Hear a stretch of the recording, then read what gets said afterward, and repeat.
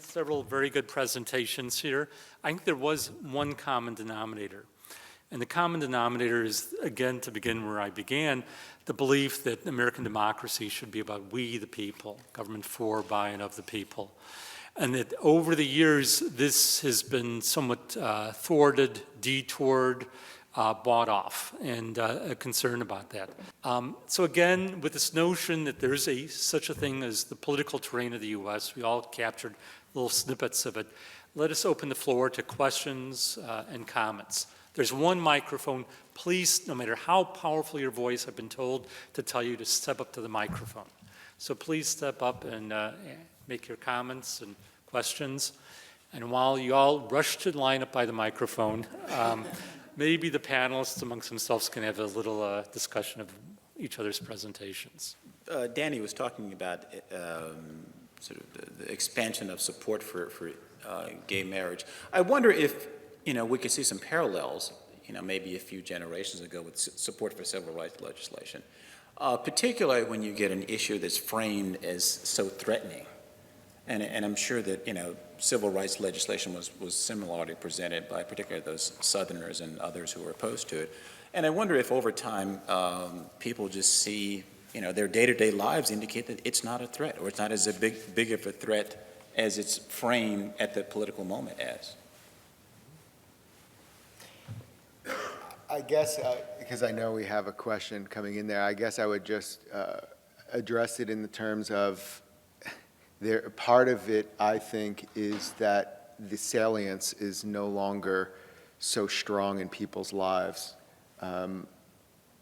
And there's a bit more of a broader cultural understanding.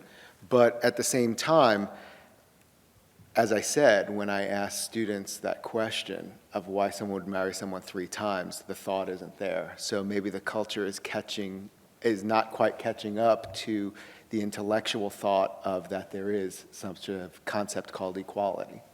Well, and my quick response to that would be similar to what I think Dr. Levinson mentioned in his intro, and a little bit about what Dr. Culverson and I discussed about the role of these 1%ers or of money in elections, is that we're moving away from issues. So whether there has been a change in support for gay marriage or not, how many have heard that in this campaign? How many have heard or seen commercials that are really talking about what the issues are? They seem much more focused on negative campaigns against candidates, but very little about the substantive kinds of issues that I think we'd like to hear dialogue around. There's not much going on, and my analysis of that would be the role of these super PACs. They aren't very issue-oriented. They're more about power and keeping issues off the agenda, keeping government out of our lives.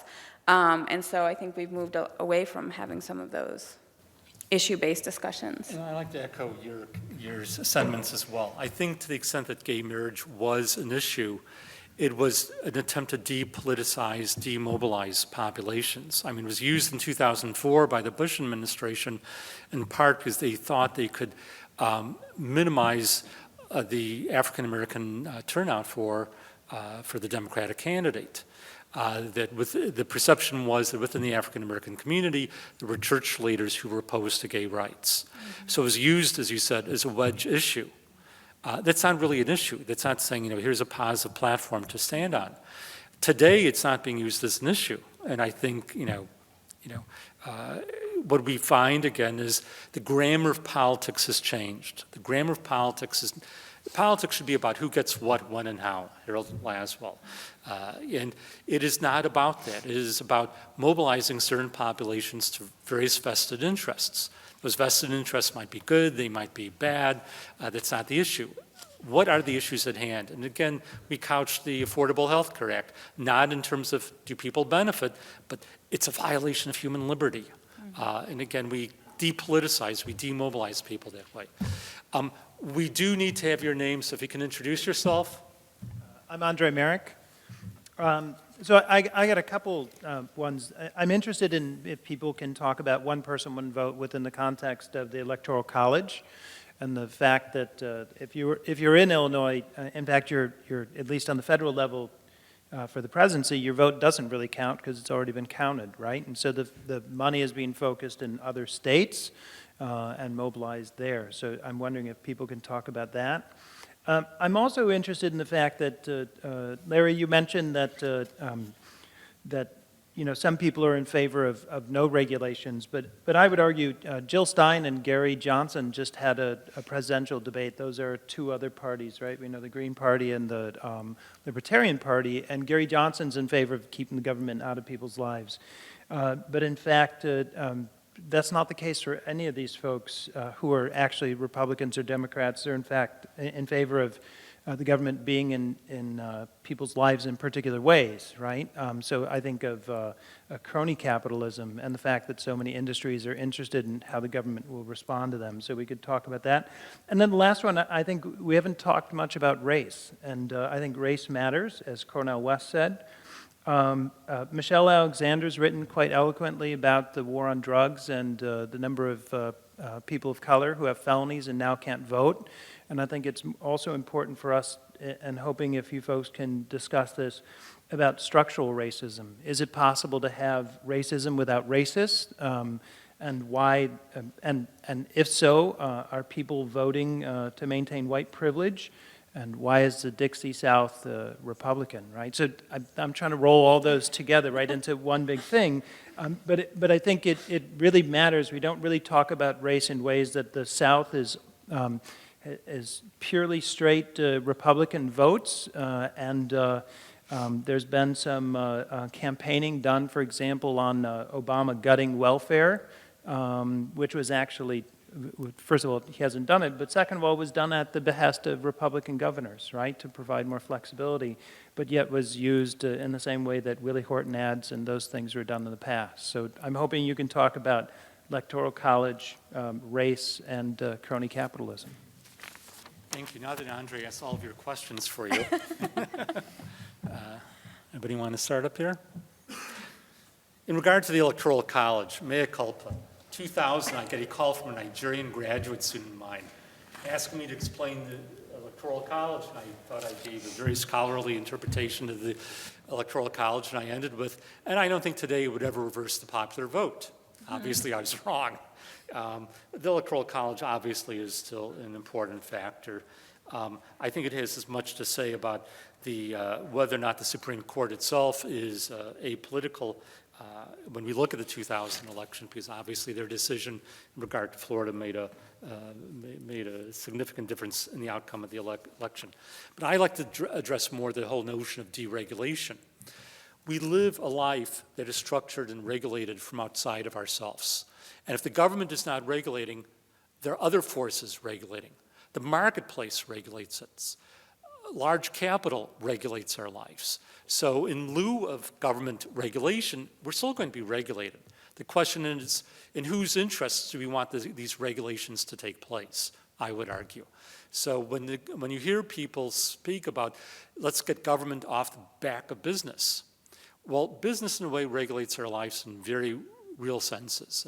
As they pursue increased profit, we get the FDA neglecting their job, not fulfilling their job, and indeed we get bad chemicals, bad pharmaceuticals coming into the marketplace and so on. So there's a force outside of us. We as lone individuals do not define our world. Our world is defined by those who have come together and have asserted influence. At some point in time in the 1900s, in the late 1800s, the late 19th century, the progressive tradition government said, hey, wait a second, our lives are being too regulated by large capital, by the robber barons. And there's all kinds of legislation passed to try to limit them. One of them, the Sherman Antitrust Act, which ironically was used first not against Standard Oil of Indiana, it was used against labor. That labor was, a form of monopoly. Labor unions were a form of monopoly. So regulations are going to be there. That's part of our existence. The question is, what kind of regulations do we want?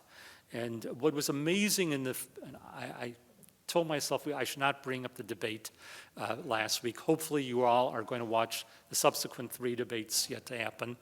But in the first debate, to talk about regulation as a freeing up of enterprise and so on, I think is a misnomer in a very real sense.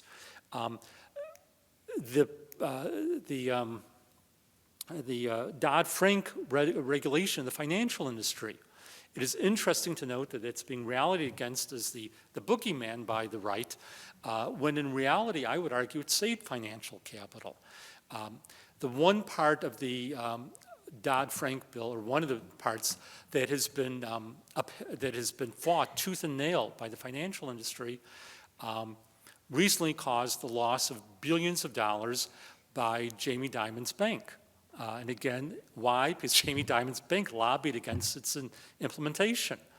So, you know, in the end, it bit the bank in the nose. What I want to jump in really quick on this idea of regulation, and in a little bit of a different way. And this is something we've discussed in our undergrad American government class a little bit. And this is the notion of self-regulation, and that we have a government now that is much more regulatory than we have historically had. And part of that is, and I know my students love when I say this, we're to blame for that. Part of our role in this country, I think we've lost a little bit of sight of the fact that we're part of a greater good. We're part of a whole. We're part of an aggregate that are kind of supposed to think about other people and our actions outside of ourselves. And we've lost that. There's this kind of term, radical individualism, that we've become these radical individuals that only really think about our wants and the things that impact us. And that has actually, I would argue, led to increased government regulation because we won't regulate ourselves. So the things you see popping up in the last several years around smoking bans, drinking and driving laws, all these things I think are a result of our lack of participating in this social contract and this sense of a community and looking out for other people. We do what we want to do, and to hell with the implications or the results of that.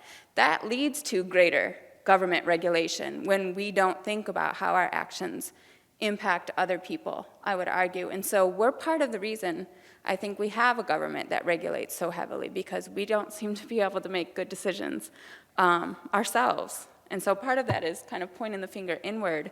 That's at least my take on some of the regulation that's happening. Just to sort of hitchhike onto what Chelsea's saying from a slightly different angle, it seems that one of the problems that we have is a lack of language to express ourselves as collectives, as a nation, as a community, as more than just the individual. And as a result of that, as she was saying, I mean, we tend to sort of reinforce that idea about me, the lone individual, mine, myself, and so on and so forth. And as a result of that, I think many of our problems are collective. I mean, no matter how much money, no matter how much resources that an individual might have, there's still some issues that are beyond you.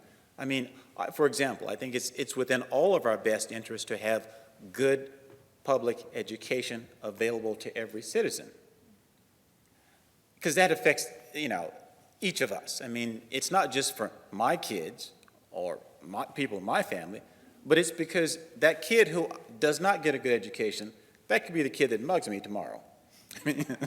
So, and it's much cheaper for me as a citizen to pay for that kid to get a decent education than to send that kid to prison.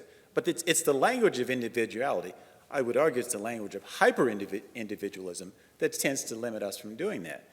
The second set of issues I want to address very briefly that Andre talked about, and I think this is the South as a region. And I think that's, again, the epitome of that lack of political development. The South as a region has historically sort of been the backward region of the country, and money tends to reinforce that. Again, not money from the South, but primarily money from right-wing interests that reinforce that backwardness.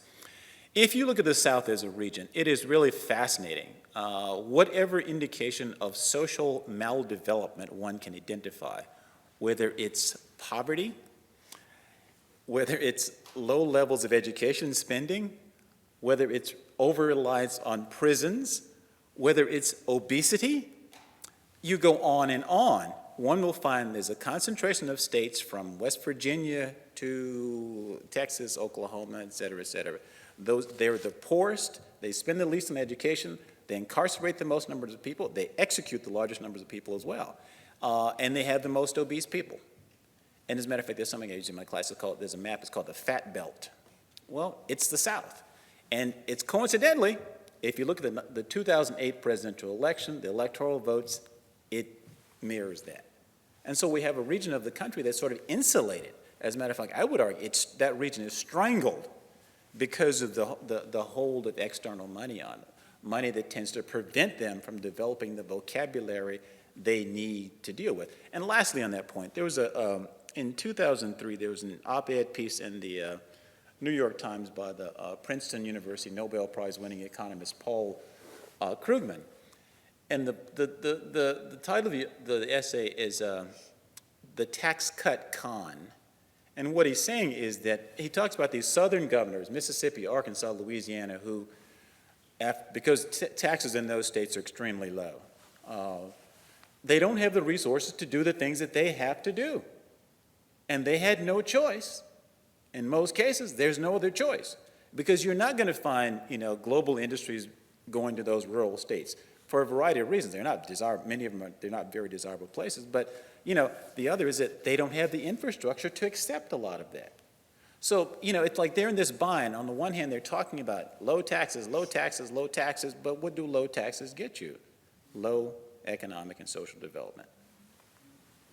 Well, what's interesting is that several of those southern states have picked up electoral votes since the 2010 census. So what does that say about influence in presidential elections? I mean, we here in Illinois have lost electoral votes as a result of the 2010 census, whereas states like Texas have picked up major electoral votes. So the influence of those states, could have a major impact. And I just want to highlight a point that both Chelsea and Don made, kind of take a highlighter, and it is, in terms of the grammar of politics, there's always been a creative tension between individualism and the collective.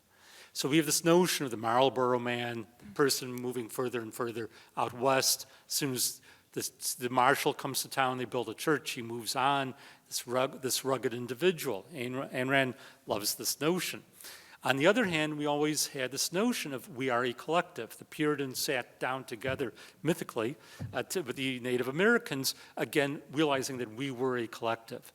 When people moved out west and they built barns, they did not do it individually, they did it collectively through barn raising parties. And there was always a dynamic tension between individualism and the community or collectivism in the United States. Collectivism is always touted by the right as, incipient socialism and communism, so I use community instead because that's what it really is about. And beginning in the 1980s, we lost that creative tension. Increasingly, that individualism, that naive notion that we are all lone individuals, monads, who could exist on their own and don't need each other to build roads for us, to build our factories and so on. I allude to what Obama was really referring to when he said, you do not build that. He was referring to the roads going into factories, not the factory itself. That we are all dependent on each other. And if we're all dependent on each other, how do we create a political discourse and a political policy, a political agenda that recognizes and builds upon that? So I think that's an important issue that has been lost. And it's been lost because again, the power of mass media, the power of special interest groups, the power of super PACs, and so on. Okay. Time for another question? Richard Nowak, I'm a student here at GSU. I'm going to couch my question as a person who actually grew up in Chicago and witnessed the machinations of the daily political organization, or what they call the machine, and understanding how money influenced politics. Just saying that throughout the history of the country, even going back to the Founding Fathers, money was a huge influence on politics and even the writing of our Constitution, the Declaration of Independence, and they were all very wealthy individuals. And I believe that only up until the Citizens United case, only in hindsight would you actually understand and see who benefited from those connections by political campaign contributions or being connected to the politicians in general, their supporters. And then you would see all these stories come out in the news for years about who was getting the contracts, who was making out like a bandit, et cetera. And so my question goes to the Citizens United question, basically. And I believe personally that it's a good thing. And because at least now we can see that if there's a commercial, the candidate has to so-called, quote, approve this message, unquote. And so now we know what the politician is selling as opposed to the PACs, and then they have to also be identified within the advertising. So my question is this: is it at least better to know where the message is coming from or what organization the message is coming from? And that we as voters have the responsibility to do our own homework, find out what these organizations are about, who they represent, and where the money is coming from, and then that would inform our vote in a knowledgeable manner. Well, there was an attempt to do that. After Watergate, there was something called the Federal Election Campaign Reform Act. And what it did was it attempted to regulate donations, limit the donations of both individuals and corporate entities. Corporate entities were not only corporations, but it was also trade unions, special interest groups, and so on. And you had to submit lists as to who your donors were, how much they donated, who those organizations represented. Little by little, we've eroded what the Federal Election Campaign Reform Act attempted to do to create the transparency you're depicting. Citizens United did not create transparency, it created obfuscation. For example, there's a distinction between donating to a campaign. These super PACs are not donating to a campaign. They're doing issue-oriented advertising. So they don't have to have the candidate say, I support this ad. But an issue-oriented and this was a problem with soft money to begin with the Federal Campaign Reform Act. The Federal Campaign Reform Act said if you donate money to a campaign, you had to do full disclosure. So these guys were smart. They said, we aren't going to donate money to the campaign, we're going to donate money to an issue. So you didn't have to have that full disclosure. And I'm going to say something good and bad about this person. NCPAC, the National Conservative Political Action Committee, one of its co-founders was Kevin Phillips, who I happen to like one of his books I'm going to try to sell you in a moment. NCPAC was founded in the late 70s, late 79, I believe. They played a major role in the 1980 election. Ronald Reagan got elected in large part because of NCPAC. And what they did was they did not target their money to supporting Reagan. They spent their money on issues. For example, how many of you are from Indiana? Any of you from Indiana? They had a hit list of 17 liberal senators, members of the House, they wanted defeated.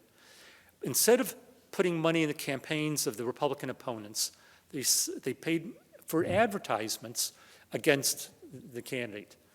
In Indiana, there was a very popular senator, Birch Bayh. Liberal senator from Indiana, I don't know how that happened, but he got elected time and time again. He was vulnerable on one issue, handgun control. So NCPAC flooded the airwaves with Birch Bayh is in favor of handgun control. Are you? Knowing that people in Indiana love their guns. Indeed, Birch Bayh lost elections. Anybody remember who he lost to? Danny Quayle, who moved from the House to the Senate. 4 years later, Danny Quayle was Vice President of the United States. So there was an attempt at creating transparency. There was a big loophole, the soft money going to issue ads rather than McCain attempted to, I think for atoning for past sins, McCain attempted to create legislation that would limit this soft money. But the Federal Election, Citizens United versus the Federal Election Commission does not create transparency. One, these organizations do not have to have a list of their donors. Two, by running ads apart from the campaign can wash their hands and Romney says, I have nothing to do with that ad. Literally, the campaigns legally are not able to dictate, don't do that or do this. They're totally divorced from that. You and I know better, right? So you're right, we need transparency. Citizens United does not do it. All it does is it floods the political process with big money. You and I don't have big money. And Chelsea's point was, where's our voice in all this? I think one of the illustrations of the danger of big money is that it distorts voice. I mean, Professor Levinson has talked a lot about the healthcare reform. and how we got shifted to this is intervention on the part of government. Well, I think anyone, should recognize today, or has had the opportunity to recognize, that healthcare is more than just about, government intervention. As we all go through various stages of life, from childhood through adulthood, one begins to see that healthcare, the discussions around healthcare are really quite broad. I mean, one of those questions is, what constitutes healthcare? By whom? What level of support? I mean, in the last 10, 12 years, both of my parents have died, and it brought a new understanding of what the meaning of healthcare is to me then, as a result of going through that with them, than what my understanding prior to that. Because we had such a truncated healthcare debate, no, yes, government intervention, we didn't get to have all that. Similarly, you all probably remember Dr. Kevorkian, right? And how, again, he was demonized for this, but he raised some legitimate questions that we have to concern ourselves with. I mean, what constitutes life? At what point, which right should the individual have in terminating that? I mean, there are a whole range of healthcare issues that we should have had as part of the national healthcare debate, but we didn't have it because big money said that we wanted to be about government intervention. And I think that's an indication of the power of money to essentially suppress discussion. And I go this even further on issues of war. I mean, war can sometimes, you can start a war, you can find an enemy anywhere. And I'm sure that the permanent war economy has always been in motion, and it's even more so. It's being developed at this moment. Yes, I'm Christopher Potter. I'm a student here at Governor State University. And during Dr. Culverson's summary about inequality in America, he mentioned that briefly, it was like a half a sentence where he said that democracy is at risk. And I was thinking, what would be your theory of the risk of democracy given the political structure it is now? It reminds me of your class that I'm taking right now, nonprofit organization and social injustice. And I'll have the understanding that first private sector would fail, and the government would come in and correct failure of the private sector, and then a voluntary sector would come in and correct the government failure, if that was the case.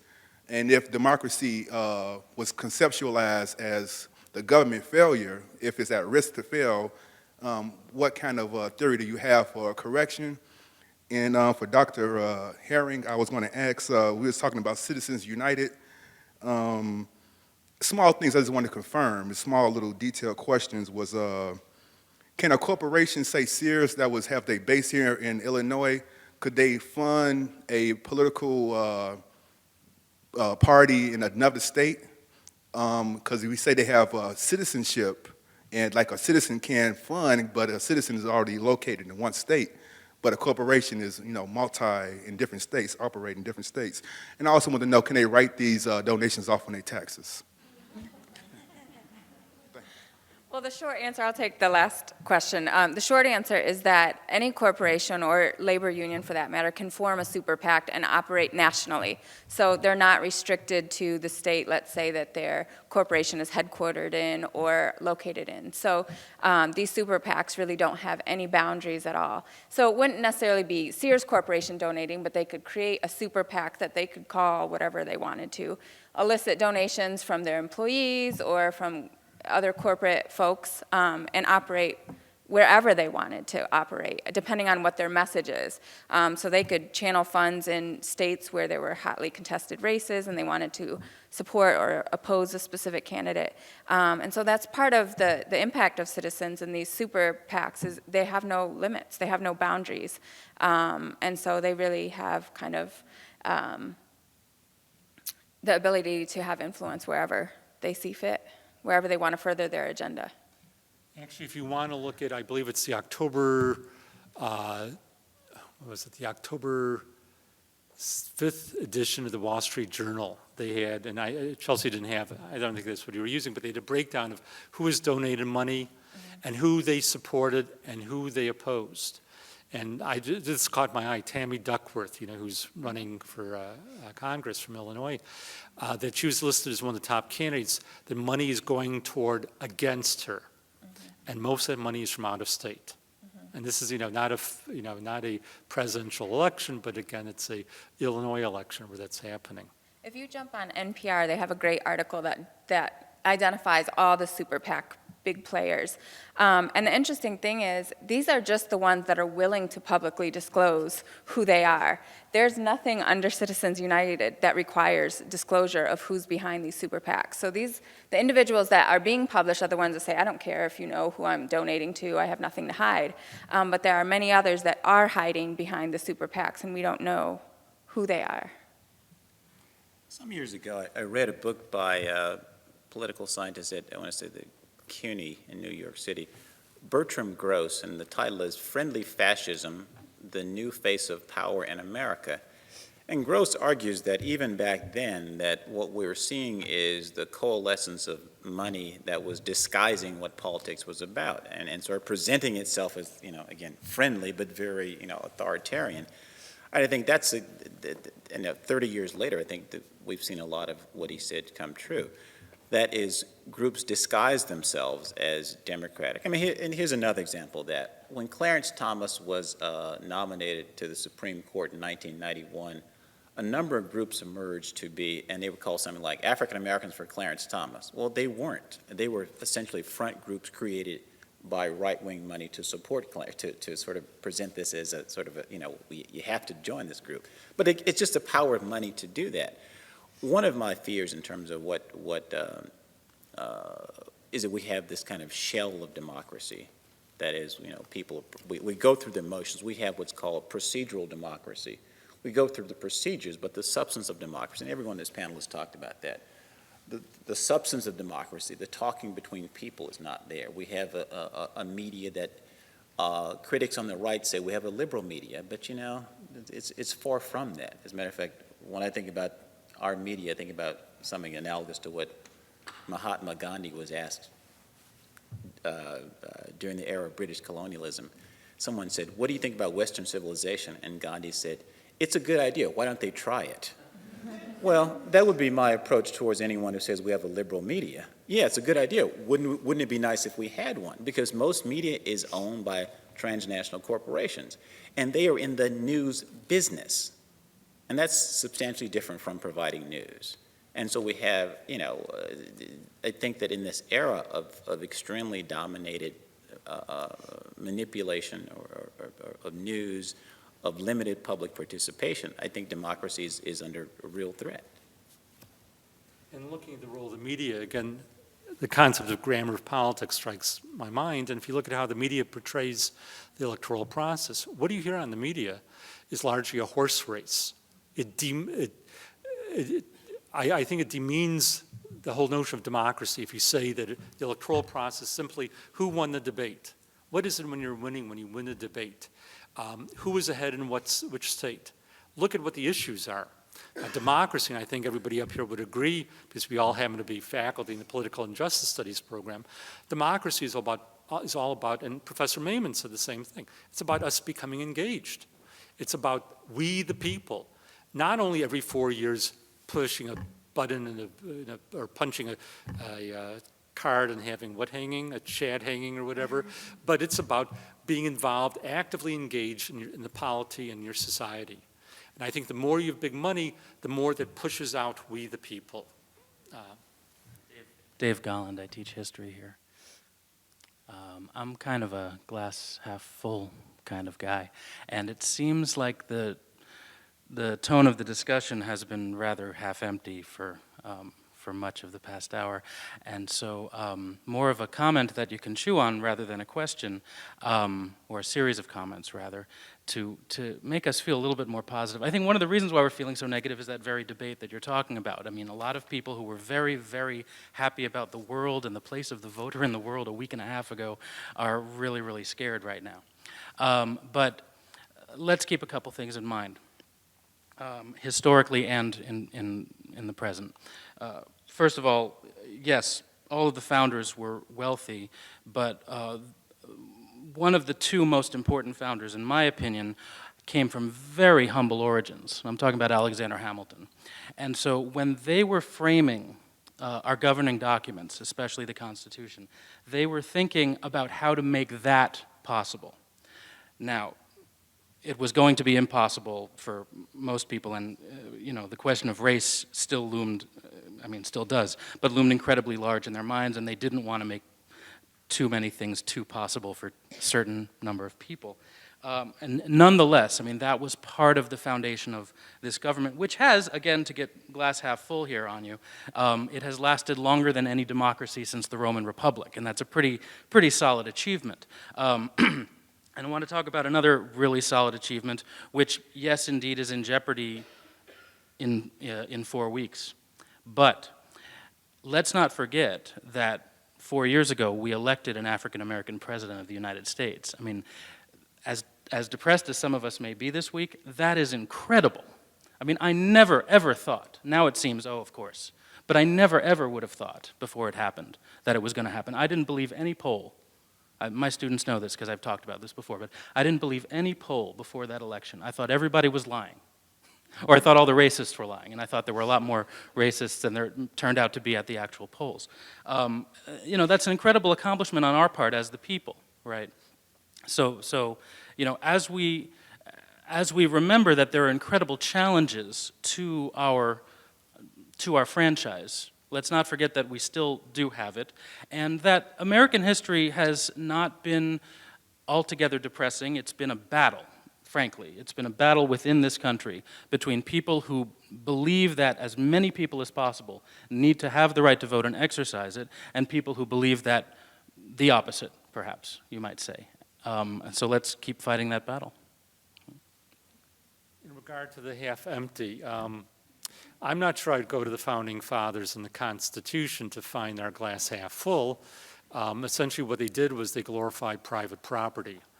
And probably the most vile glorification of private property was the 3/5 law concerning the use of slaves, counting them as property, not human beings.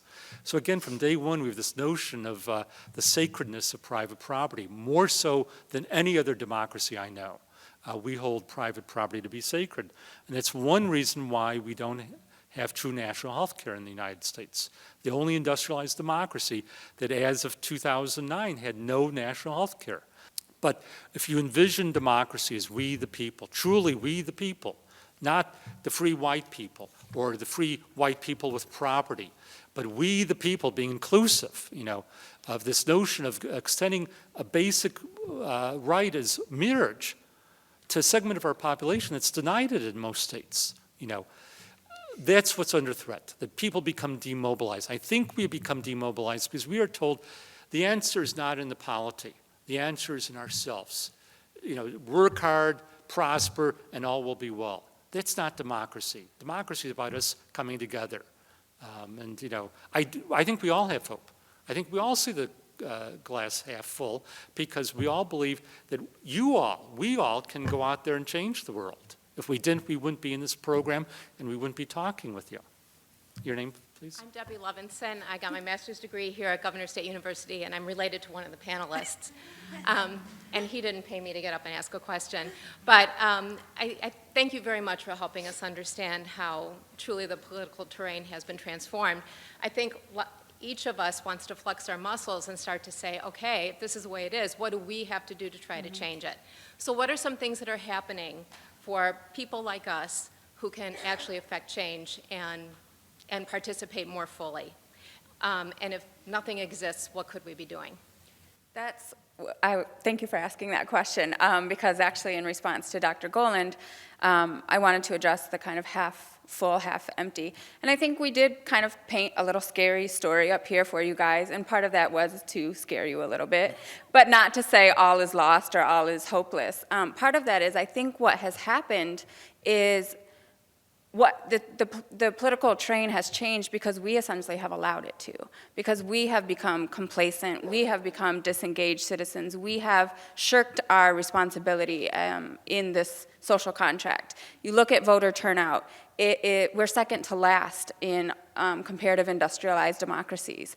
At best, I think in the 2008 election, that was the highest turnout since the 60s, and it was just over 60% of eligible voters. That's shameful. And so my first answer to that would be, at our very least, we need to turn out. We need to mobilize during election time and turn out and vote, and not just vote to cast a vote, vote in an educated way. So do your homework, look at the candidates, look at the issues, look at their voting records. Do they represent you? We potentially, every 2 years, have the opportunity to elect a brand new House in Congress.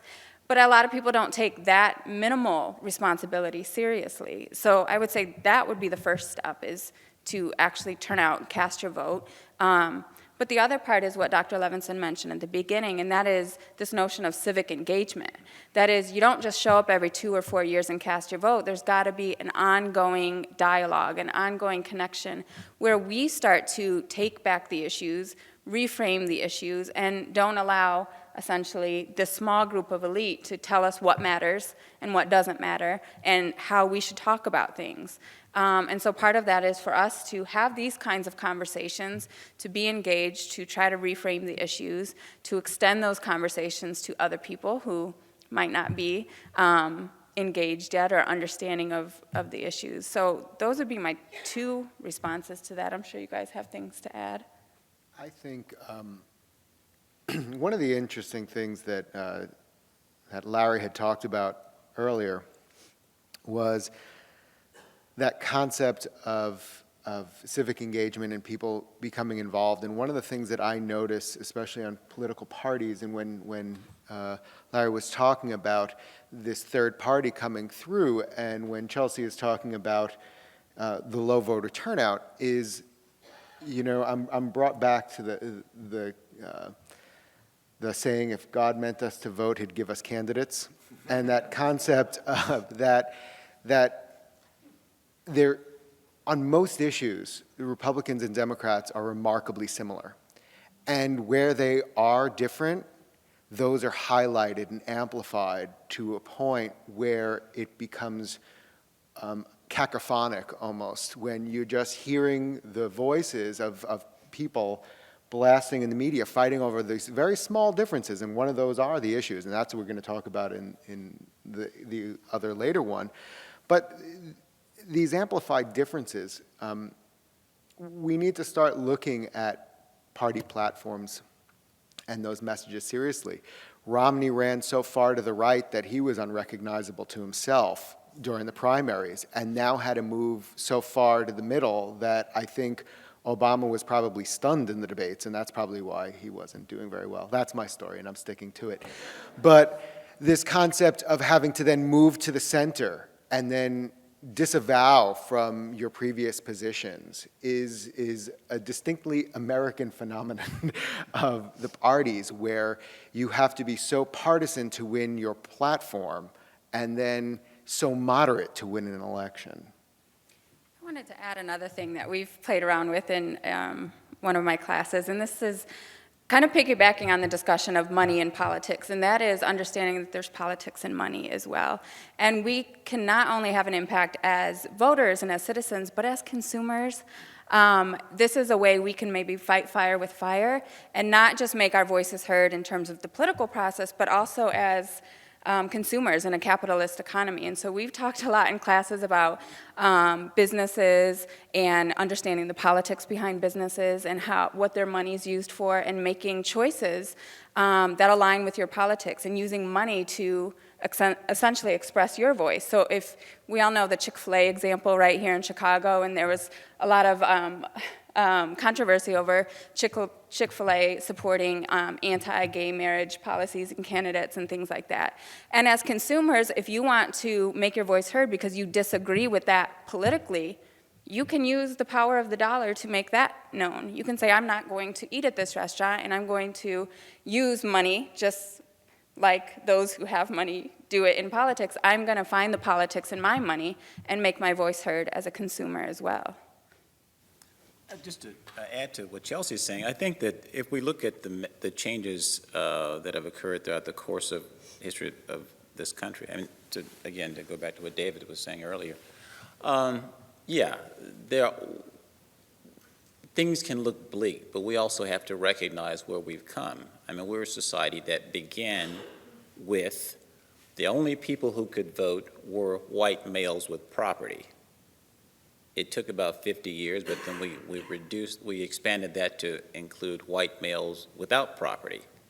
Took 35, 40 more years in which we included black males in some parts of the country, 30, 40, 50 more years in which women were allowed to vote, and then 50, 60 years. I mean, so we see this progression. But the thing I want to emphasize about the progression is, as Chelsea was saying, all of this occurred because people just didn't they didn't restrict their participation to the formal political arena, but they used their power as consumers. I mean, a large part of the post-World War II civil rights movement was about exercising voices in the consumer marketplace. I mean, for example, in my past lives, I have been a sports fan, but that has been tempered not only because I don't have a TV now, but primarily because I see the big money that supports the professional sports enterprise. And you can look at something like Open Secrets, and you can find out where professional athletes and owners and others, where they give their money to. You heard last week, the owner of, if you're a National Football League fan, particularly if you're a New York Jets fan, you probably heard the owner of the Jets said that even though his team is losing very badly this season, you heard him say that Mitt Romney winning the election was much more important than his team winning. And so certainly, you know, the people with money and power, they're expressing themselves through consumption, and not only what they consume, but what they present to us as consumers. And again, I think that there are many ways that we can, perhaps in many respects, the most important political power one of the most important forms of political power we can exercise is saying no to certain products. I mean, you know, Chick-fil-A, Walmart, and we can go on and on. We can express our disdain for the kind of politics that they support. You should do that, and it gives you, if nothing else, an illusion of having power. My mother used to make fun of my wife and myself because we were always boycotting something. The hardest for me was we were boycotting Nestle's. Now, I happen to love coffee, and my wife loves chocolate, and it was really hard. But Nestle's was selling baby formula in Africa and babies were dying by the thousands from dysentery, and they were being sanctioned by the United Nations, and we supported the boycott on Nestle's. I have no delusion that I influenced the stopping of the sale of baby formula in Africa, but it makes you feel like it's a great feeling that you've had some impact, that you did not set Chick-fil-A. I think they should open wherever they want, but I just am not going to walk into that store. It gives you a feeling of having control over your own life. It is somewhat delusional. Danny made a really good point. I disagree with you, Danny, that we do not have a choice. I think there are very stark differences between the two candidates, except perhaps on the policy of war. And even there, I think, you know, there's some important differences. But he made a point about the platform. It is amazing how the notion of a party platform has disappeared. Both parties have platforms. And traditionally, the first couple of days of a convention was this 24-hour news coverage of how they're struggling for this plank or that plank and so on. I actually worked at a party convention once, and I was not allowed back into a hotel because I was wearing a black armband because a peace plank had been defeated. The platform is really, it was meaningful. Now, in reality, political scientists have studied party platforms, and they look at policies implemented, and they find there's very little correlation between party platform and what's implemented. But like boycotting a product of boycotting Kmart because of labor practices and buying, you know, board abroad from child labor and so on, is the notion that you have the illusion of having some impact. And if you don't even know what the party platform is, that's a pretty sad statement. So become educated, that's first and foremost. And then once you become educated, take action. You know, whatever it is, you know, please don't, you know, I'm one of those people that my wife makes fun of me. When Geraldine Ferraro was nominated as the vice presidential nominee, I woke up my daughter. I wanted her to see this event. She was 14 months old, and I had to hold her upright so she wouldn't topple over. But I thought it was important, and that pretend it's important. Because if you pretend it's important, it will become important to your life, and as you take action, you will have change. And we have to do this not only individually, but we have to do it collectively as well. Your blocks, where you live, there might be a block club. Get involved in your block club. Get involved in your neighborhood library. Get involved in your village government. Get involved in every level. And that is not only enriching to you, but it's enriching to the community in which you live. And most importantly, it tends to highlight the fact that we are a community. We're all in this together. We aren't lone individuals locking ourselves up in our white picketed fenced homes. I would like to build upon that because I'm comfortable with disagreeing with the president's first statement where she said that the most important issues individually are national level. And I disagree only on the level, on the concept that I think that the most important issues, the ones that affect your day-to-day lived experiences, are really on the local level. And those are the races that we usually pay attention to the least. And if we even look at the news broadcasts or any print media that we get, whether it's Time Magazine or the local newspaper, we see it organized national politics, then followed by the local politics as if it's an afterthought. But almost all of the day-to-day lived experiences that we have, whether or not they're going to build a store in your community or whether or not the board of your community is going to have a library or fund the schools, these are all local decisions. So one of the ways in which I would suggest that we start to take back our democracy is to really start looking on the local level and put the focus back there while paying attention to the national level as well within that context. We have another question here. Name, please. Michael Grammer, GSU graduate 2009, MA in Political and Justice Studies. 3 of my professors are there. My question was, I wanted to piggyback on something someone had said earlier about race being a factor. We didn't quite discuss that. The other thing is the undecided voters, seeing that the polls show there's a very close election could be predicted. So the undecided voters, are they going to be, in your opinions, influenced by, let's say, race, let's say the LGBT issues, or women issues, or is it something else that we need to be concentrating on ourselves to understand and basically not be influenced so much by media and other things, but kind of like do some critical thinking on our own and be able to make a sound decision on how we should vote and whether or not this will be a factor, some of those factors or more in this election. Every time we get asked a race question, it's another question that follows up. One question, one vote. I don't know. One person, one question. Well, race is doubly important in this election. Professor Culverson ran us through the expansion of the right to vote. And I would argue the expansion of right to vote has not gone far enough. It cannot be taken for granted. At no point in the history of this country could the right to vote be taken for granted. So there was, an extension of the right to vote to freed slaves, but there were Jim Crow laws which prevented that. So we had the Voting Rights Act, and we felt, voila, now we don't have to worry about the right to vote amongst certainly based on race, creed, and color. Well, that wasn't quite true. Some of you remember the election of Harold Washington. And Harold Washington got very little done in his first term. And the reason he got very little done was the Verdoliak 27, that a group, 50 members of city council in Chicago, 27 of them sided with Verdoliak against Harold Washington. Well, the state Supreme Court in Illinois said, hey, wait a second, who are these Verdoliak 27? There's something wrong with this picture. African Americans and Latinos are underrepresented in Chicago. And this isn't, 1950 in the South. This is 1980s in the North, in Chicago. So finally, the state Supreme Court mandated that there would be a redistricting of the city voting map. And voila, the election came off 25-25 split. That African Americans and Latinos picked up 2 votes. That was enough to cause ties in the city council. Who breaks the tie? Harold Washington. Unfortunately, he died shortly thereafter, so we never know what he could have done with the agenda. The point I'm making is that the right to vote is always in jeopardy.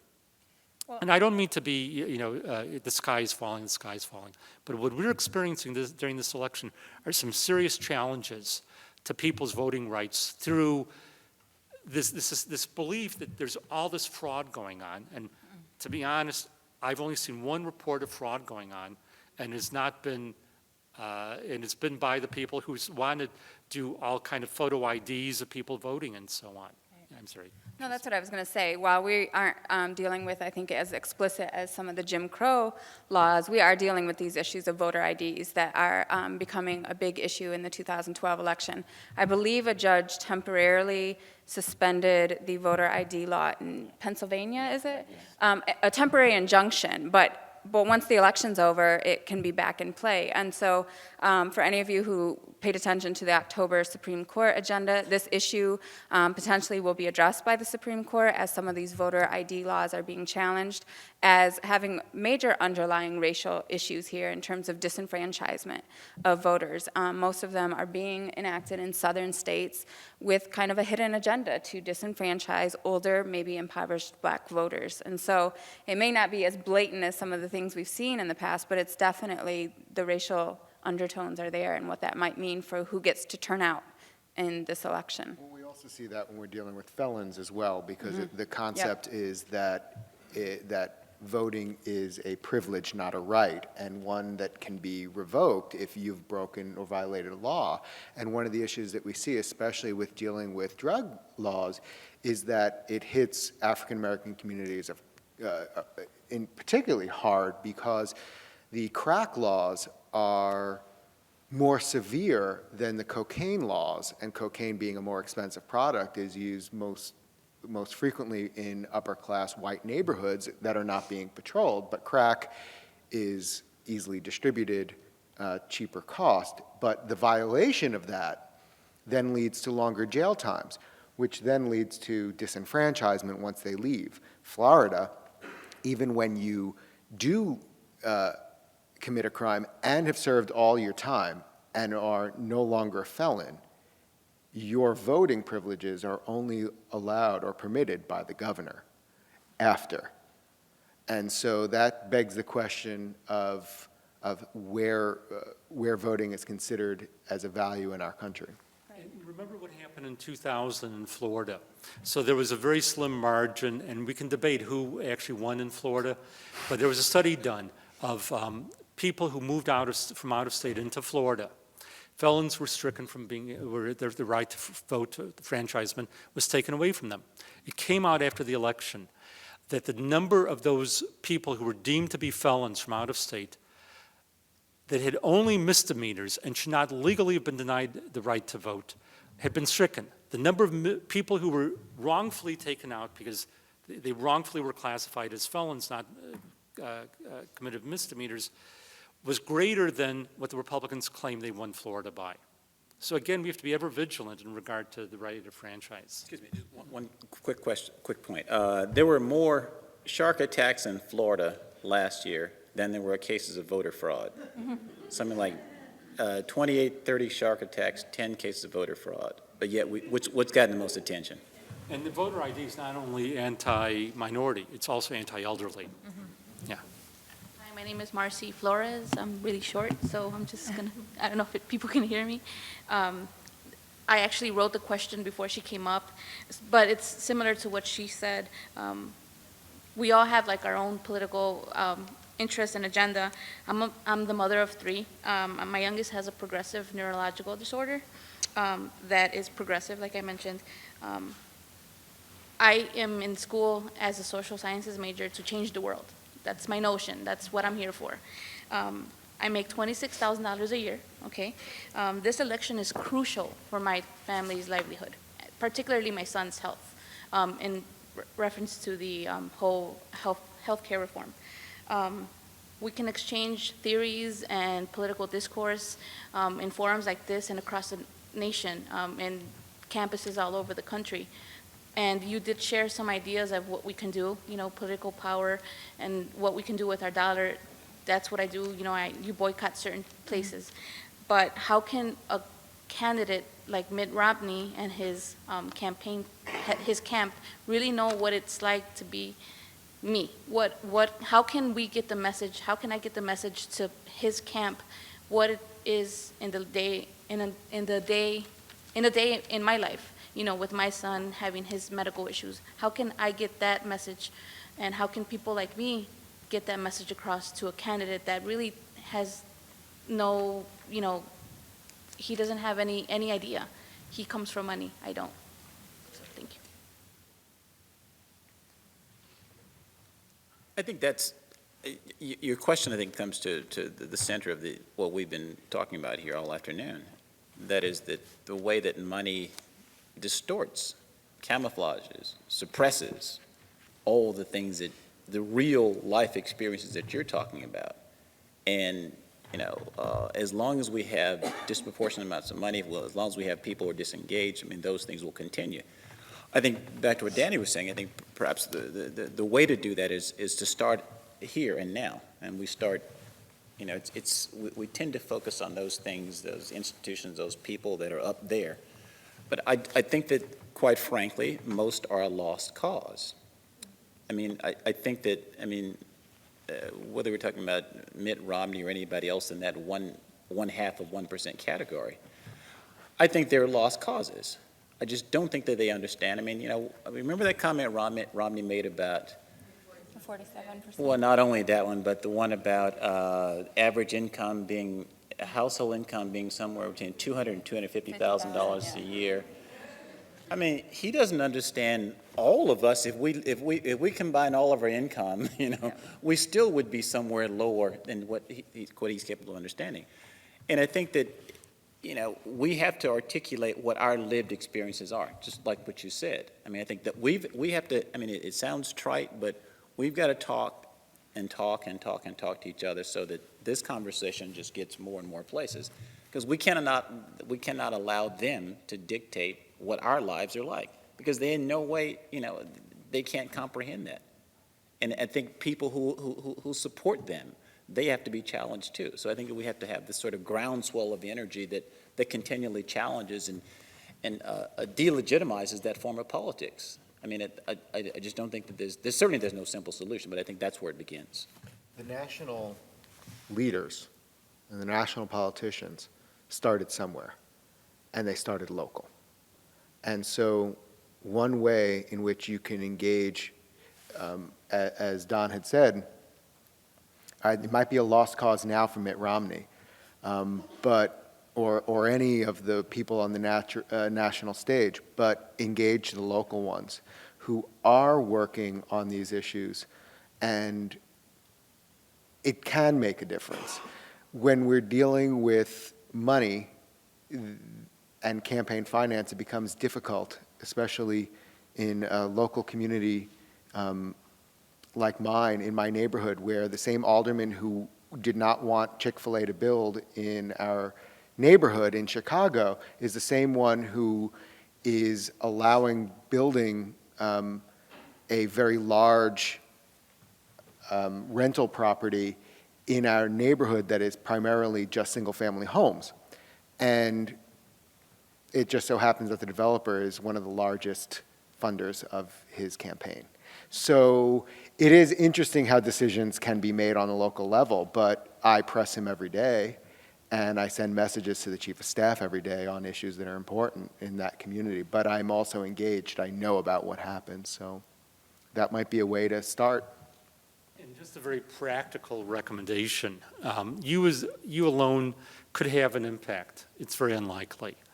Join with others, and believe me, with the problem with your child, there are other parents in similar situations. There's probably a national organization. Become involved in an organization, in the community life, in the organizational life in the United States. Never give up. Don't give up on anyone. I think there's always hope. It's unlikely, but there's one man who just staunchly supported the war in Vietnam, and then one day, overnight, he comes back from Vietnam and he says, I made a big mistake. Happened to have been George Romney, Mitt's father. So, the point I'm making is not to support this man or that woman or this woman. It's that you never know when people will change their mind. You have to take the struggle. It is a struggle. It is a fight. Begin at the local level and work your way up, and don't give up if you think you have a righteous cause. One more question. My name's Christine Hughes. I'm a undergraduate student. My question is more like, right now the major issue is obviously the economy. So a lot of people are going, I'm voting for Romney, we got to change the economy, we need jobs, we need jobs. How dangerous is that for the other issues, women's rights? I mean, you know, obviously Romney and Ryan have both had strong voice on going against women's rights, or even any other issues that are along the side. How dangerous is that people are going to just vote, I want jobs, and not pay attention, because jobs are just so important in their thought process right now. There's a reason why Billy Flynn got off Roxy Carmichael in Chicago. And I'm making light of that, but it's very easy to go and obfuscate other issues and focus on one to get elected. And this is a great ending, because what I would say is come to the October 29th forum on issues of the 2012 election. Thank you all for coming.